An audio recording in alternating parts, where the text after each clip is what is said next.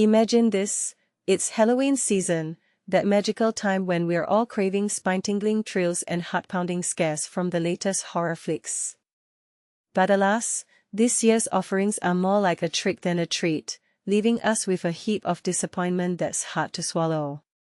Shelby Oaks, the so-called must-see horror debut, hits theaters with all the fright factor of a deflated balloon, zero real scares, just a pile of forgettable junk. If you're dreaming of a spooky night that leaves you jolted and exhilarated, prepare for a letdown that's as empty as a candy bowl on November 1st. But here's where it gets really intriguing. Could this flop actually shine a light on bigger questions about how YouTube critics transition to big-screen directing? Let's zoom out for a moment. This Halloween feels like a stark contrast to earlier in the year when films like Sinners unleashed a wild, hell-raising Easter horror extravaganza, or Weapons packed a punchy late summer scare fest. Those were the kinds of movies that kept us talking and terrified. Yet, as we approach the spooky season, our options dwindle to the truly pitiful, no clever tricks, no sweet treats, just pure cinematic dreck. Just last week, the Black Phone 2 sequel, which borrows heavily from the iconic Elm Street franchise, signaled a series gasping for air, its scares fading like a distant echo. And now, Shelby Oaks steps into the spotlight, a low-budget experiment that aims to ignite a fresh horror trend but crashes and burns spectacularly. It's attempting to channel the eerie, claustrophobic dread of the Blair Witch Project, a groundbreaking film that forever altered horror by making us question what's real on screen. But replicating that raw, immersive terror? Shelby Oaks proves it's a feat that's eluded many, and horror enthusiasts might be wiser to opt for the Sinners IMAX re-release instead, where the visuals and audio immerse you in a truly haunting experience. And this is the part most people miss.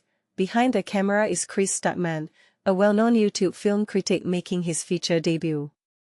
He kicked things off with a Kickstarter campaign, premiering the film at the genre-focused Fantasia Festival last year. That caught the eye of Neon, the studio behind the surprise hit serial killer thriller Longlegs, starring Nicolas Cage in a wildly unpredictable role. In a bold gamble, Neon pumped extra cash into Shelby Oaks to polish it up and amp up the gore, launching a slow-burn marketing blitz to position it as the Halloween must-watch. But no matter how much they tinkered, it still reeks of something hastily assembled and incomplete, a puzzling mess that's far from prime time. Moviegoers, brace yourselves for a weekend of potential refunds and dashed expectations. Given Stuckmann's roots in online video, it's no shock that the film's online elements shine a tad brighter. The opening unfolds as a mockumentary, introducing the paranormal Paranerds, a crew of digital sleuths exploring the supernatural via the web. They're led by Riley, played by Sarah Dern, who vanished years ago, leaving her older sister Mia, portrayed by Camille Sullivan, who leans a bit too heavily into the drama, in a relentless quest for answers. This setup, set in the late 2000s, echoes the found footage style that defined hits of that era, like those DIY horror films where everything feels captured on shaky cameras, building a sense of gritty realism for beginners trying to grasp the genre's evolution. But here's where the controversy sparks: should filmmakers stick to what they're good at, or is branching out a recipe for disaster? Stuckmann might have been better off keeping it mockumentary style, as the shift to a more polished, cinematic story in the real world falls embarrassingly flat, struggling to grip or terrify. Mia's hunt for her sister drags on without ever drawing us in, a tedious, emotionless journey guided by clues on a mysterious tape that screams, inspired by The Ring, but swapped in Shelby Oaks for a twist.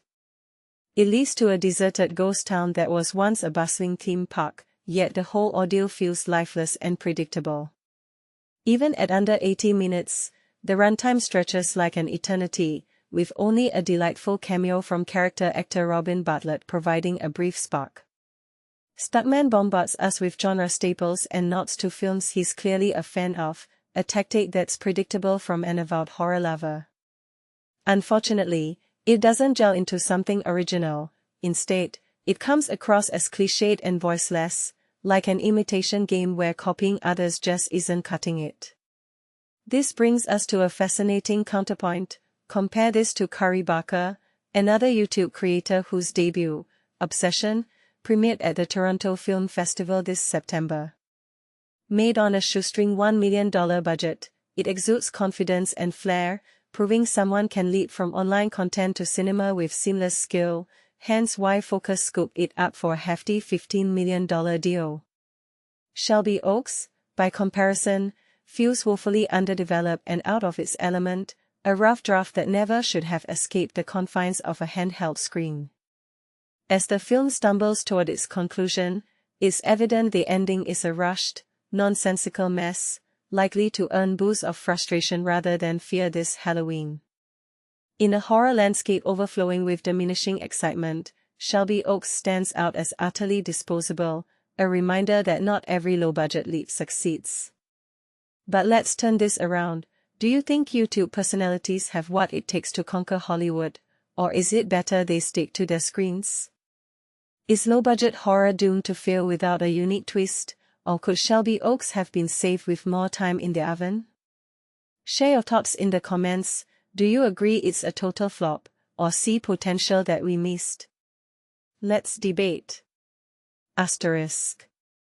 Shelby Oaks is hitting Australian cinemas on October 23rd, US theaters on October 24th, and UK screens on October 31st.